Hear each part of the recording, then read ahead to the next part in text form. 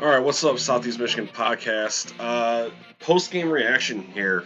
First ever. I wanted to do one after the Natty, but there's too much champagne and cigars getting passed around to not being able to do it that night. But we're definitely gonna do it tonight. Michigan comes away with a win, 24-17, and be interesting next couple days to see what else is being talked about because post-game, right after the whistle. There is just more egregious nonsense that is just being transpired between, the players. Big scuffle at the end, and after I rewound it, because it caught my eye, looks like several Michigan players are, you know, possibly up for discussion in terms of disciplinary action. Colson Loveland kind of head-butted a Michigan State player across from Jones. I don't know his first name. And then Khalil Mullings got in there and tried to separate them, and then chaos ensued. And then it was a lot of pushing and shoving between players, staff, and Mullings. I mean, the camera's hanging right over Mullings, and looks like there's either an MSU staff member or player at his ankle somewhere, whatever. And if I'm merely speculating, I'm like, at first it looked like curb stomping, but I don't know if like that Michigan State or whatever is like holding on to his legs or what's going on. It's very obviously hard to see, but Mullings is definitely he caught my eye. I posted a video of what I'm talking about, and right now it's going low key kind of viral amongst Michigan State fans. A lot of gaslighting going on, but I'm trying to be objective here.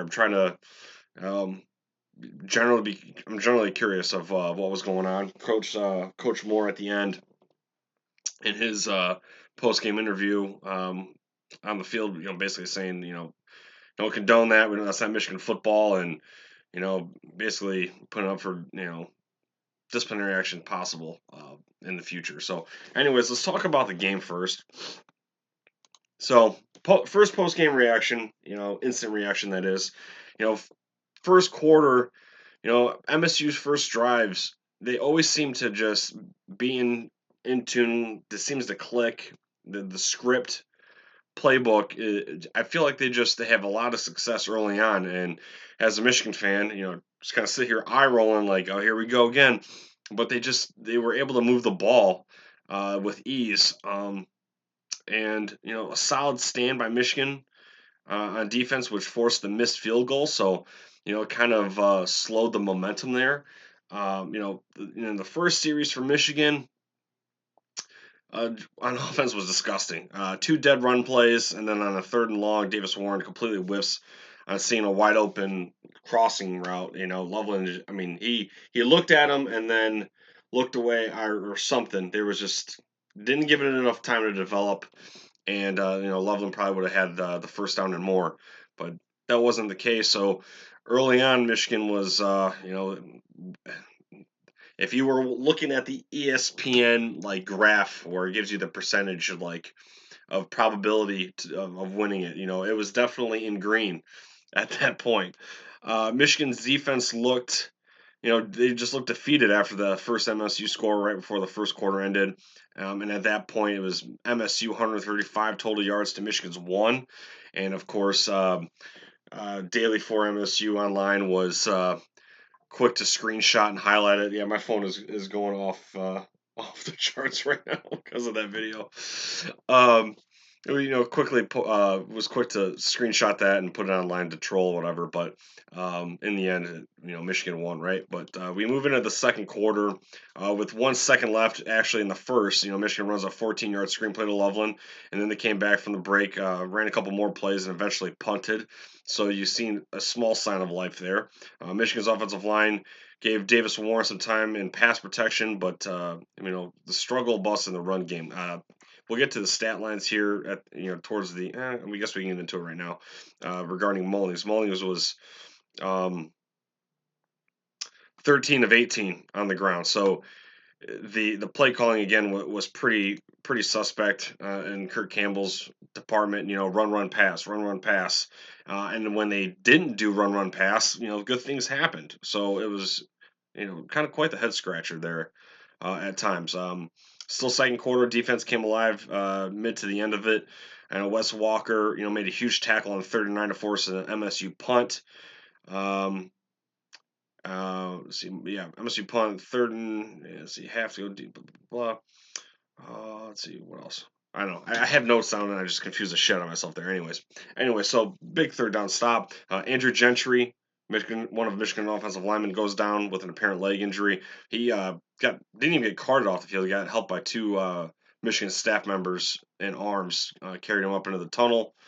Um, and this is the drive where it started to open up offensively. Warren was hitting on targets on the move and in and out of the pocket. Edwards was able to find some holes running, and he was seemingly was the more effective runner in this one. He was 9 of 20. I mean, it's still not great to look at. 9 carries for 24 yards. It's 2.7 per touch. Mullings was 1.4 per touch, but he I guess had more timely runs if you want to call them timely. The longest run Edwards had was for 11 yards, but it was slightly better.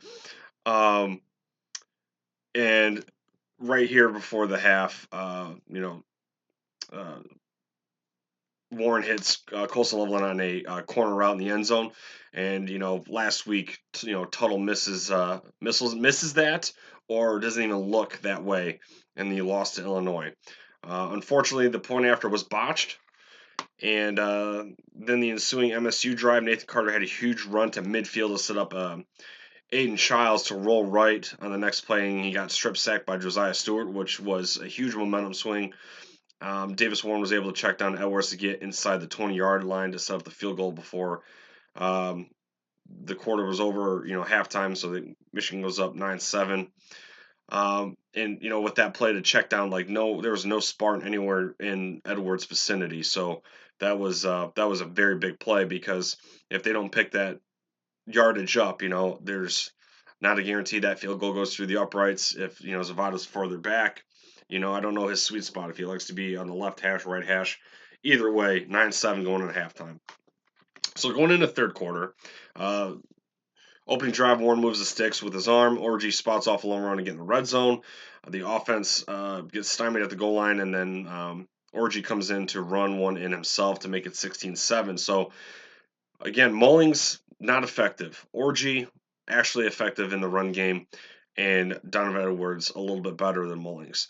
I think this is going to be the best Michigan offense on the field is when Warren's quarterback, which I was not a fan for him to start this game, but judging by this one alone, with him coming in to effectively be J.J. McCarthy light, you have the opportunity to bring in Orgy to spell everything, to mix it up. So, I mean, ipso facto, I think that's what they're going to have to run with. After the 16-7 scoreboard update, ensuing Spartan drive, Aiden Childs was able to hit Mattori Foster for a long pass play. It kind of got hung up there a little bit. Is it Jane McBurrows for Michigan? He kind of slipped, but was able to stay with Foster for a second. But um, at the end of the day, wasn't able to get his head around on the pass, and Foster made up for it and made an adjustment. MSU was forced to settle for a field goal though after Kenneth Grant shed a block and got Nathan Carter in the backfield. Kenneth Grant, on at least one play was sent into coverage by Wink Martindale, which was absolutely horrendous. But when he's rushing the passer and trying to stuff runs, he's very effective. And he got the better of Nate Carter a couple times, but Nate Carter is an absolute monster. Michigan State tried a squib kick to catch Michigan off guard, and Tavier Dunlap was able to cover. I felt like it, it felt like that was a lot of Michigan State fans were like, "What are you doing?" But I just felt with the way MSU season's going, which is, and I'm not saying it's bad. They're 4-4 now, whatever. But this wasn't expected to be a Big Ten championship run team. But when you have this kind of rivalry game, you want to win it. You're in your opponent's own house, You want to catch them off guard. Michigan was not expecting it, and you run that onside kick like that 10 more times. You might recover 3, 4 of them. Tavier Dunlap was in the right place at the right time and was able to get the ball back after a rough series of plays. Michigan, traded punts with MSU late into the third quarter. So then we get into the fourth quarter, and they come out of the timeout, and goddamn, these timeouts are still so bad, so bad. 30 seconds here, 30 seconds there, and it's even more annoying because it's election season. So it's like you get a conservative ad, then you get a liberal ad, and it's just going. And then back to the football game.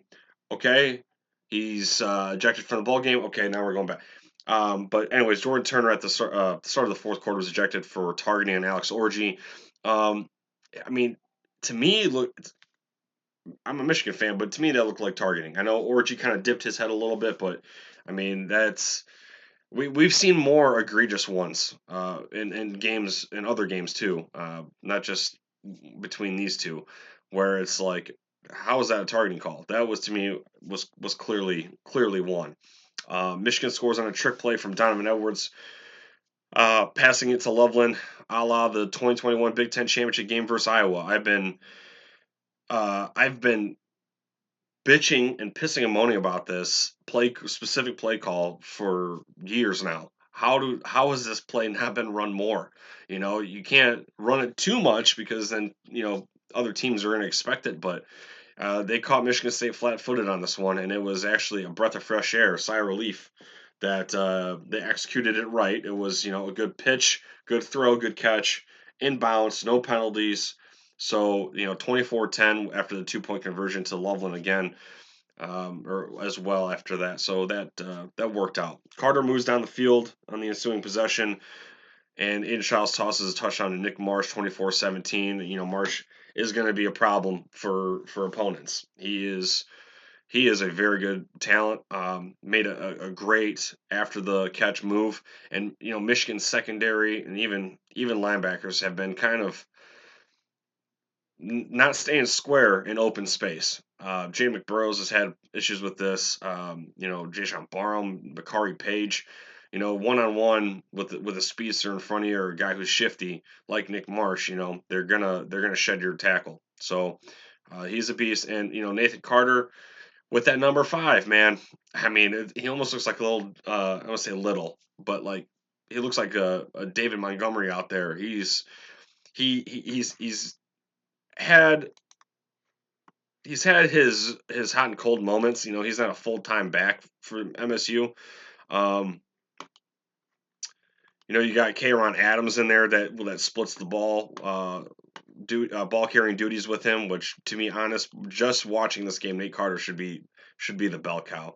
With Florida Atlantic, he was 19 for 48, so nothing great there. 11:59 for Maryland, a little bit better.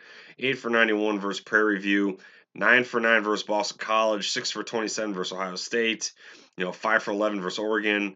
9 for 49 versus Iowa. So I understand like they're not pretty numbers. And I don't watch a ton of Spartan football, but Nate Carter definitely brought his A game. Like he brought his A game there tonight. So after the 24-17 Nick Marsh touchdown, Michigan burned 2 downs on run plays to set up a 3rd and 9.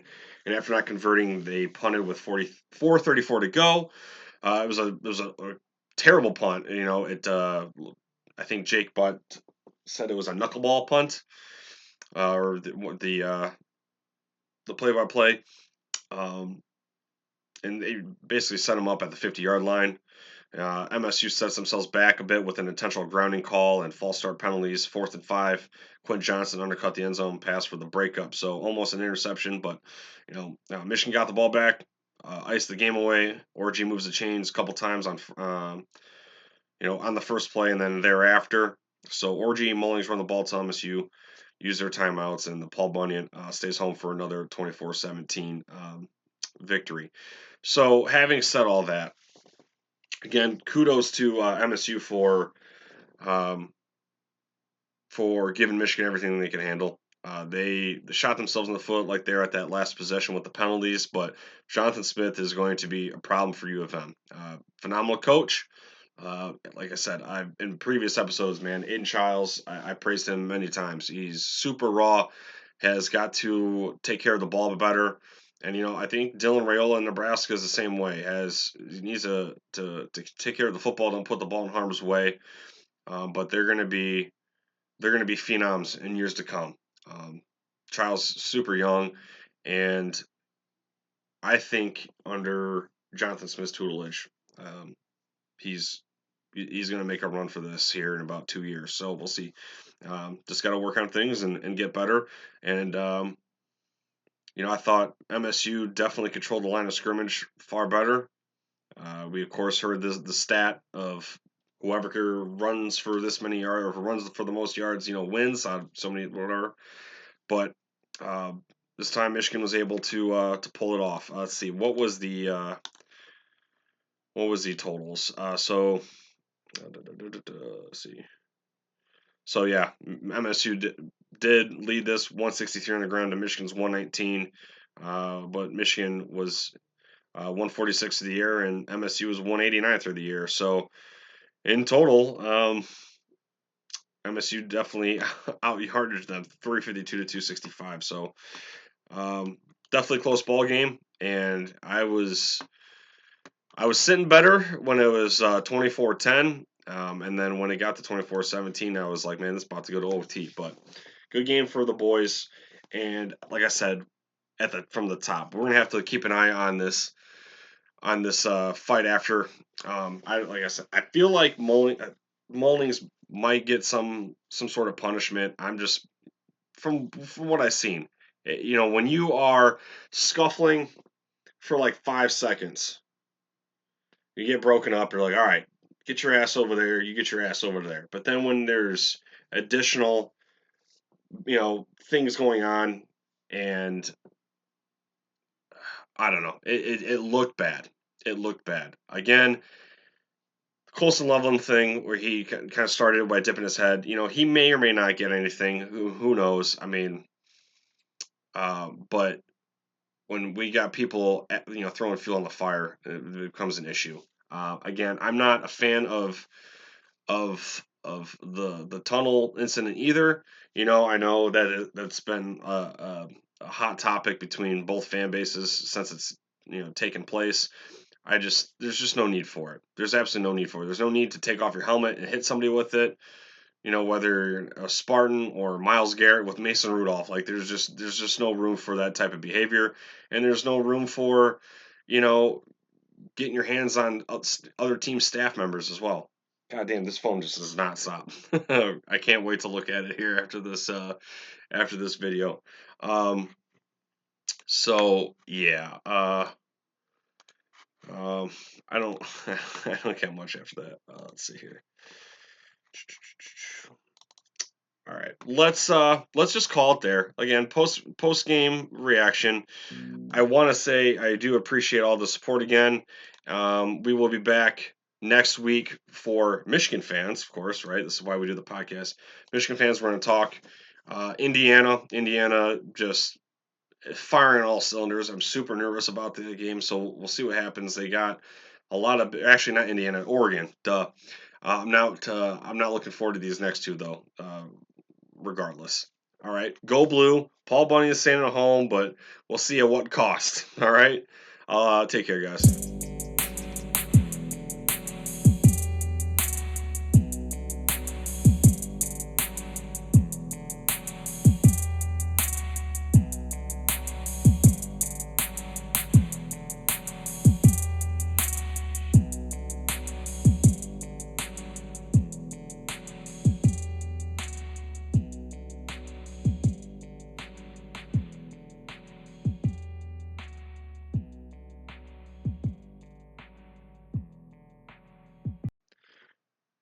When our community wins with us, we want to ensure you've maximized your ROI. Line shopping for the best odds matters, and that is why any profitable sports bettor needs to be using multiple sports books.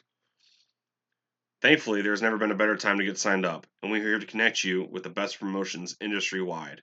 Using our link, signupexpert.com/southeast, you can get access to all the sportsbooks in your region, along with a review of each platform and its unique features.